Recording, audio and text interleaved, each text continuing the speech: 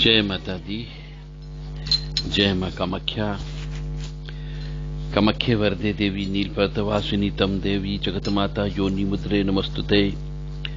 कामाख्ये काम संपन्ने कामेश्वरी हरप्रिये काम नाम देहि मे नित्यम कामेश्वरी नमस्तुते।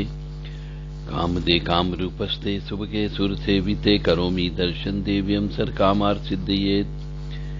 ओम महेशानी महामाये चामुंडे मुंडमालिनी आयु आरोग्य ऐश्वर्य देहि में देवी परमेश्वरी। ओम जयंती मंगला काली भद्रकाली कपालिनी दुर्गा क्षमा शिवा धात्री स्वाहा सदा नमस्तुते। ओम सर्वमंगल मांगल्ये शिवे सर्वा साधिके शरण्ये त्र्यंबके गौरी नारायणी नमस्तुते। दुर्गति नाशिनी दुर्गा जय जय काल विनाशिनी काली जय जय उमा रमा ब्रह्माणी जय जय सीता राधा रुक्मणी जय जय। महालक्ष्मी नमस्तुभ्यं सुरेश्वरी हरिप्रिये नमस्तुभ्यं दयानिधि। काली काली महाकाली काली के पापनाशिनी खड़ग हस्ते मुंड हस्ते काली काली नमस्तुते। काली काली महाकाली काली के परमेश्वरी सर्वानंद करी देवी नारायणी नमस्तुते। नीरहार हार धन सार सुधाकरम भा कल्याणम दा कनक चंपक धाम्भूषाम पुतंग पिन कुचकुंभ मनोहरांगी वाणी नमामि मनसा वत्सा विभूतिये। ओम ऐं सरस्वत्ये नमः। ओम ह्रीं धुम दुर्गाय नमः। या ज्वल जल प्रज्वल अग्निरूपाय ओम ओम ह्रीं सिं ज्वाला देवी नमो नमः। देवी प्रपन्नताति हरे प्रसीद प्रसीद मातर्ग जोखिलस्य प्रसीद विश्वेश्वरी पाहि विश्वन्तमीश्वरी देवी चराचरस्य। शुभम करोति कल्याणम आरोग्यम धन संपदा शत्रु बुद्धि विनाशाय दीप ज्योति नमस्तुते। योनि मात्र शरीराय कुंजवासिनी कामदा रजस्वला महातेजा कामाक्षी ध्यायताम सदा। देव राधा ट्रस्ट सत्यवाणी चैनल।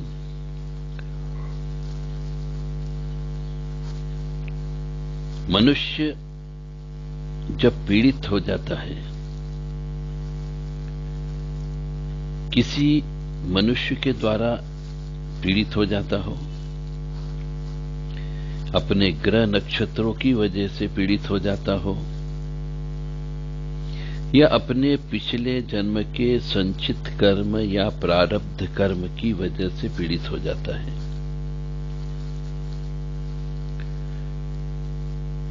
तो ऐसी अवस्था में सर्वप्रथम ग्रह नक्षत्रों के मेल को देखना चाहिए। उसके बाद में यदि ग्रह नक्षत्र आपके फेवर में हो और फिर भी यदि आप पीड़ित हो, तब फिर ये पता लगाना चाहिए कि कहीं पर हमारी जो दिनचर्या साधारण दिनचर्या होती है, उस साधारण दिनचर्या में हम असामान्य मनुष्य तो नहीं रह गए हैं। असामान्य का मतलब हो गया ज्यादा भोजन करना या कम भोजन करना, नींद बहुत ज्यादा आना या नींद नहीं आना, बहुत ज्यादा घर के बाहर रहने पर सुख मिलना परंतु घर के अंदर रहने पर सुख नहीं मिलना, या फिर इसका उल्टा भी हो सकता है कि घर में ज्यादा सुख मिलना और बाहर सुख नहीं मिलना। यह असामान्य प्रक्रिया कहलाती है। आचार विचार व्यवहार हम अन्य मनुष्यों से अलग होने लगता है, तो समझ जाइए कोई तंत्र बाधा या ऊपरी बाधा हो गई है। सामान्य मनुष्य को स्वप्न नहीं आते हैं, परंतु यदि असामान्य मनुष्य है तो उसे स्वप्न आते हैं, तो भी समझ जाना चाहिए कि कुछ न कुछ ऊपरी बाधा लग चुकी है। सामान्यतः एक परिवार के अंदर माताजी पिताजी दादा दादी सभी कुछ रहते हैं, परंतु यदि किसी मनुष्य के परिवार में ये सब चीजें छूट जाए, उसके पत्नी बच्चे छूट जाए, उसके माता पिता में से किसी एक की मृत्यु हो जाए, या बहुत कम उम्र में उसके और भाई लोग की भी मृत्यु हो जाए, तो समझ लेना चाहिए कि उनके परिवार के ऊपर कोई न कोई किसी न किसी का श्राप लगा हुआ है। यह सिम्टम है जिससे आप पता लगा सकते हो कि मनुष्य के ऊपर ऊपरी बाधा या तंत्र बाधा है या नहीं, तो इसका इलाज कराना चाहिए। इलाज कराने के लिए पहले तो अपनी सभी गतिविधियों को, सभी एक्टिविटीज को जो असामान्य है उसे नोट करके रखो। फिर किसी अच्छे जानकार व्यक्ति के पास जाकर के उनको ये चीज बताइए। आप जानकार व्यक्ति की परीक्षा मत लीजिए। बहुत से मनुष्य हैं, पीड़ित भी रहते हैं और अपना इलाज कराने के लिए उस डॉक्टर की परीक्षा लेते हैं जिससे वो डॉक्टर के पास इलाज कराने के लिए गए हैं। तो फिर ऐसे व्यक्तियों का इलाज नहीं होता है। डॉक्टर ने अपनी डॉक्टरी की पढ़ाई की है, यानी कि उस तांत्रिक ने या फिर वो भगत ने या फिर गुनिया ने, भोपा ने अपनी जिंदगी यदि उस क्रिया करने में, तंत्र को काटने में, तंत्र को चढ़ाने में या तांत्रिक क्रिया करने में लगा दी है, तो आप उसकी परीक्षा लेने के लिए गए हो, अपना इलाज कराने के लिए कि ये मेरा कर सकता है कि नहीं कर सकता है, तो फिर आपका इलाज नहीं होगा। बहुत से मनुष्य इसीलिए पीड़ित हैं और इसीलिए उनका काम नहीं बनता है। इसमें अंधविश्वास करना होता है। आंख बंद करके विश्वास करिए कि जो हो रहा है अच्छा हो रहा है, बस ईश्वर की मर्जी से हो रहा है ना, अच्छा हो रहा है। तो ऐसे मनुष्य जो बहुत ज्यादा दिमाग वाले होते हैं, प्रति प्रश्न करने वाले होते हैं, या जिनके मन में शंका या कुशंका होती है कि ये मेरा इलाज कर पाएगा या नहीं कर पाएगा,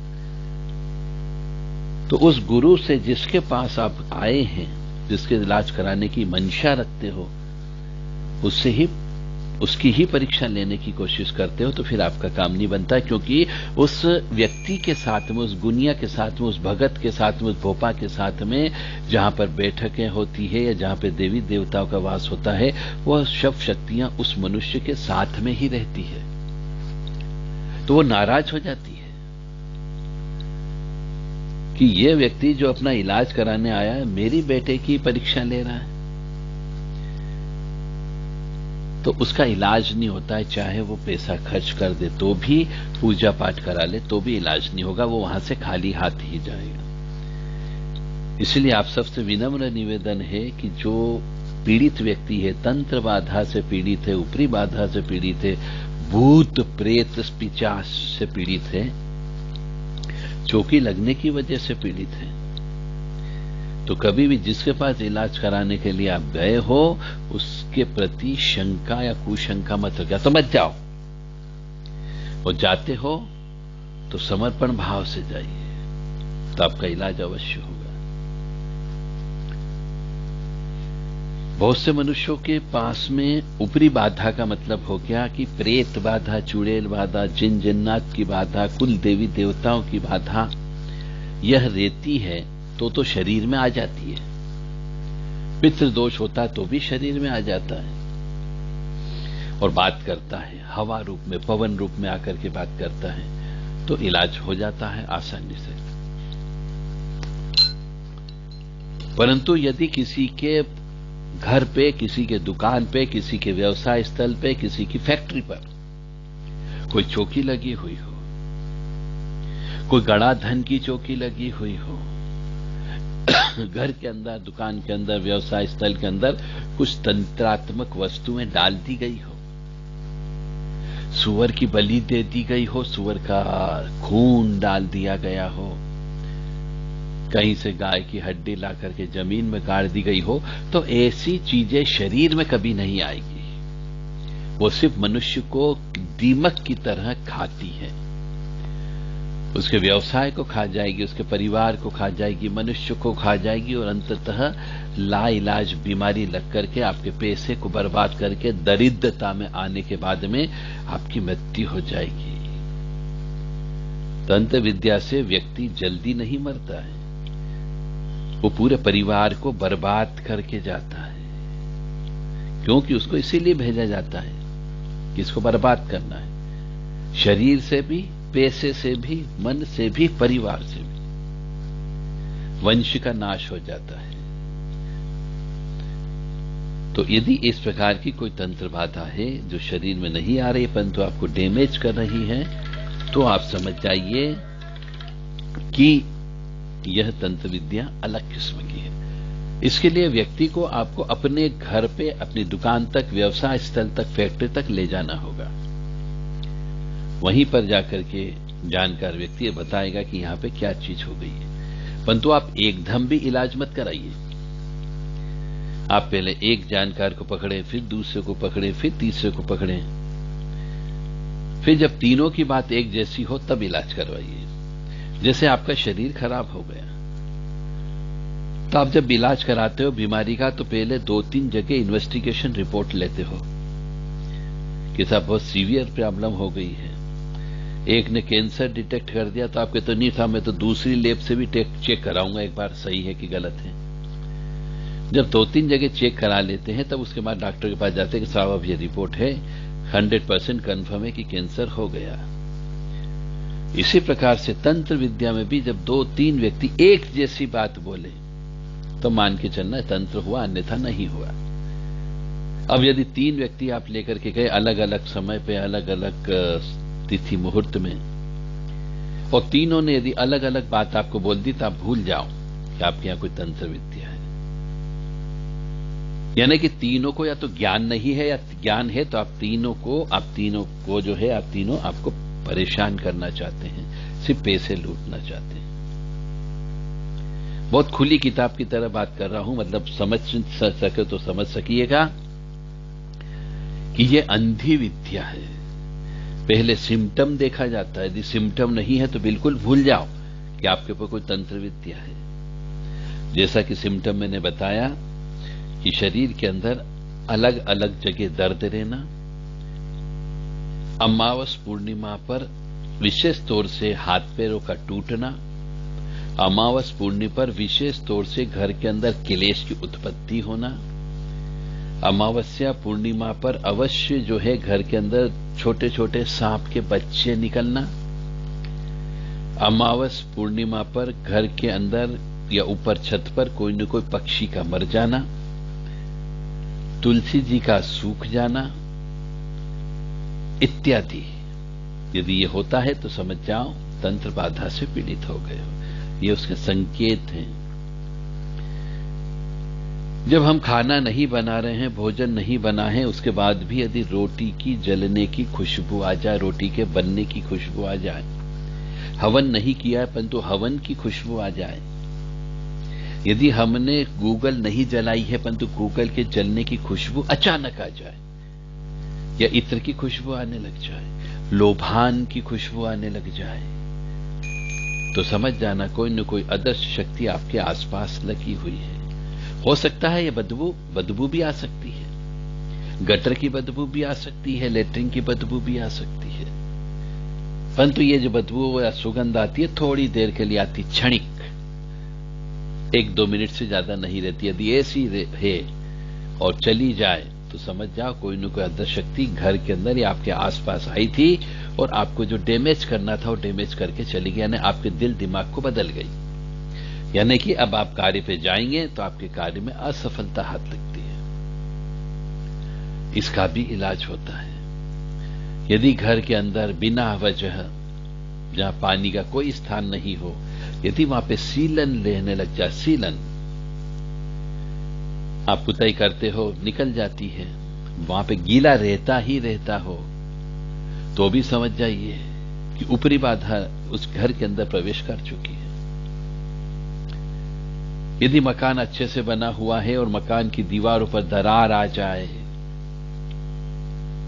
तो भी समझ जाइए कि ऊपरी बाधा हो चुकी है, घर के अंदर प्रवेश कर चुकी है। तो ये सब सिम्टम ये शो करते हैं कि ऊपरी बाधा का काम है। अब चलते हैं महिलाओं के ऊपर कि महिलाओं के यदि बाल बहुत ज्यादा झड़ते हो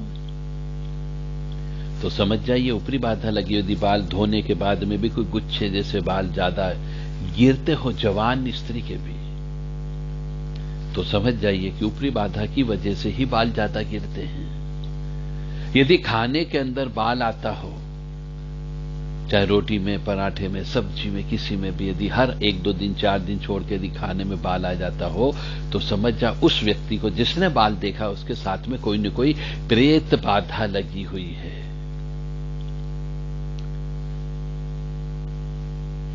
यदि महिला का मासिक धर्म रजस्वला अवस्था जो होती है वह अनियमित रहती हो, कई बार बहुत ज्यादा बढ़ जाता हो या किसी महिला का बहुत कम समय में आ जाता हो तो भी समझ जाए ऊपरी बाधा लग चुकी है। या फिर कोई महिला मासिक धर्म से जो नियमित समय है उस समय से ज्यादा समय तक भी रहती हो तो भी समझ जा ऊपरी बाधा लगी हुई है।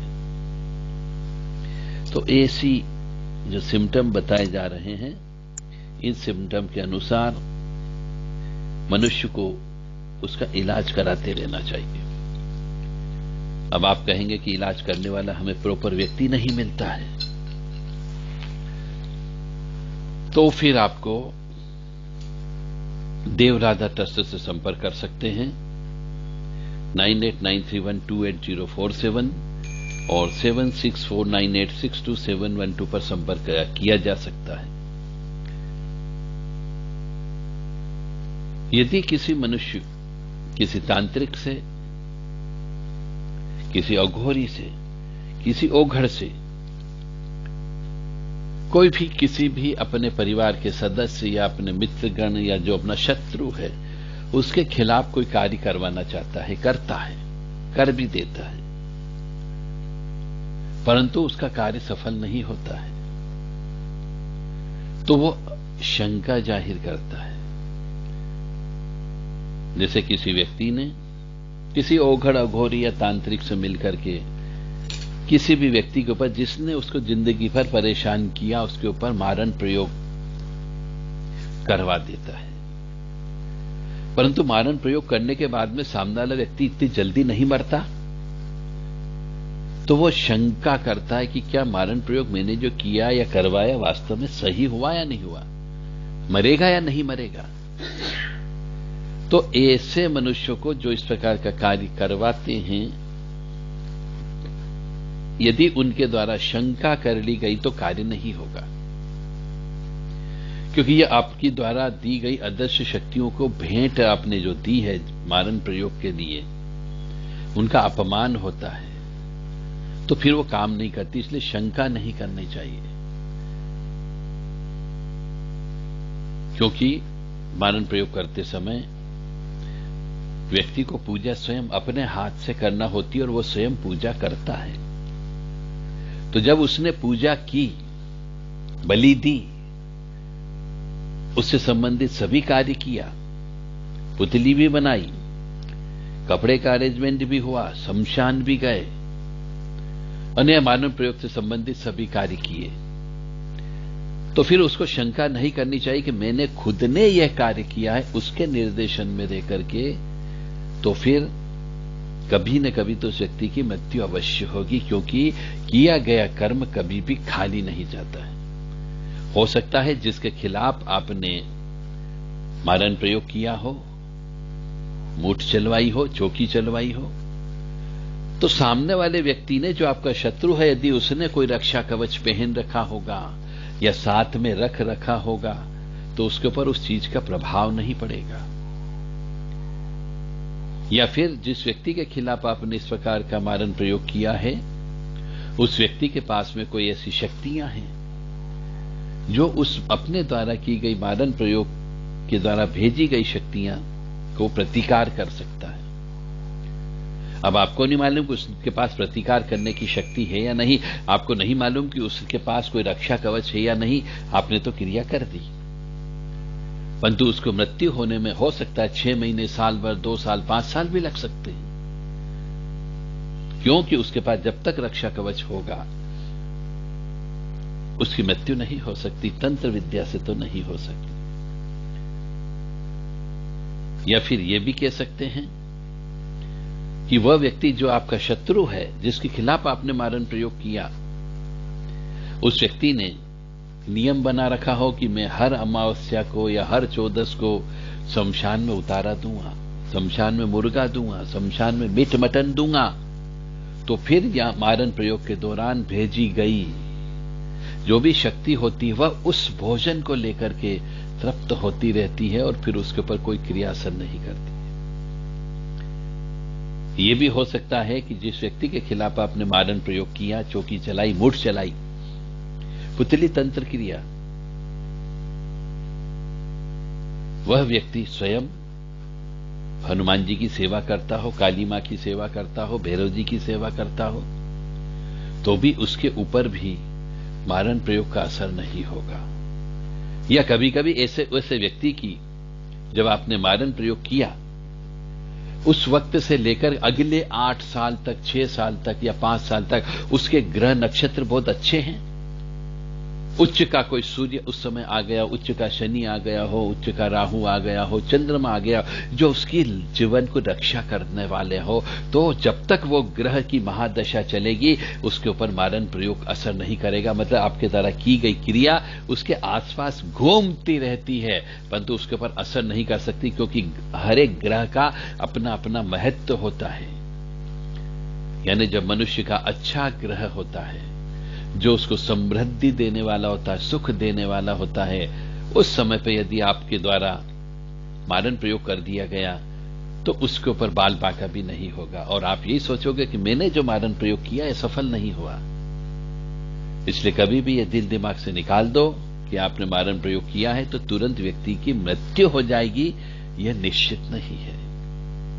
हां, कई बार ऐसे मनुष्य की जिसके खिलाफ किया गया, उसके ग्रह नक्षत्र खराब हो, यानी कि मार्केश योग चल रहा हो, मृत्युतुल्य कष्ट चल रहा हो, चाहे प्रथम मार्केश चल रहा हो, द्वितीय मार्केश चल रहा हो, तृतीय मार्केश चल रहा हो, तो उस समय पे उसकी मृत्यु हो सकती है। परंतु जब तक उसके ग्रह खराब नहीं आएंगे, कष्ट देने वाले नहीं आएंगे, तब तक वो तंत्र विद्या उसके आसपास घूमती रहती है, उसको असर नहीं करेगी। क्योंकि आपने जो चौकी भेजी है या मारण प्रयोग का कोई भी कार्य किया है, पुतली तंत्र वगैरह किया है, तो वह उसको सिर्फ मारने के लिए किया है, उसको बर्बाद करने के लिए नहीं किया। तो मारण प्रयोग अलग होता है और बर्बाद करने वाली क्रिया अलग होती है, बीमार करने वाली क्रिया अलग होती है, और दरिद्रता लाने वाली क्रिया अलग होती है, घर को विच्छेद करने वाली क्रिया अलग होती है, उच्चाटन करने वाली क्रिया अलग होती है, मानसिक पागलपन देने वाली क्रिया अलग होती है। तो तंत्र अलग अलग तरीके से अलग अलग उद्देश्य के लिए किया जाता है, इसीलिए इसको षट कर्म कहते हैं। यानी मारण भी होता है, मोहन भी होता है, उच्चाटन भी होता है, वशीकरण भी होता है, विद्वेषण भी होता है, विच्छेदन भी होता है। अब आपने क्या काम करवाया उस पर निर्भर करता है। आपने जो काम संकल्प लेकर के किया है, वही चीज, वही शक्ति केवल वही काम करती जो संकल्प लेकर के उसको बोला गया है। सब चीज आप नहीं बोल सकते। एक पूजा में केवल एक कार्य हो सकता है। तो जो भी क्रिया करें सोच समझ करके करें, और जिससे भी कराएं उसके प्रति अविश्वास की भावना न रखें, क्योंकि जो क्रिया होती है वो आप खुद स्वयं अपने हाथ से करें। पुतली तंत्र है तो अपने हाथ से गुरु के साथ में रह करके, जो तांत्रिक होता है उसके साथ में रह करके करें, ताकि आपको संतुष्टि रहे कि हां, क्रिया हमने अपने हाथ से की है। ऐसा नहीं कि सामने वाले ने पैसे ले लिए और पैसे लेके जेब में रख लिए और क्रिया नहीं की, ये मन में आपके नहीं रहेगा। तो आप खुद शमशान जाएं, साथ में रहें, और जब क्रिया होती है तो क्रिया को होते हुए देखें और अपना हाथ भी अवश्य लगाएं और संकल्प अवश्य लें, तभी यह क्रिया सक्सेस होती है। प्रमाणन क्रिया कराने के पहले 10 बार सोच लेना, क्योंकि इस क्रिया में ईश्वर कहता है कि यदि तुम्हारे साथ में कोई ऐसी नाइंसाफी हुई जो उसने नहीं की, पर तुम्हारी शंका की वजह से आपने उसके ऊपर तंत्र विद्या कर दी, मारण प्रयोग कर दिया, जो उसने किया ही नहीं, तो फिर एक ये पाप आपके ऊपर चढ़ जाएगा, जिसका फल तो आपको भुगतना ही पड़ेगा। इस जन्म में नहीं तो अगले जन्म में भुगतना होगा, पर मैं ब्याज के भुगतना होगा। इसलिए पहले निश्चित कर लें, सुनिश्चित कर लें कि जिसके खिलाफ भी कोई भी तंत्रिक क्रिया करवाते हो वो कौन है, क्या है, किससे जुड़ा हुआ है, अन्यथा आपकी तांत्रिक क्रियाएं फेल भी हो सकती है और आपका पैसा भी बर्बाद हो सकता है, समय भी बर्बाद हो जाता है। जय माता दी, जय मां कामाख्या।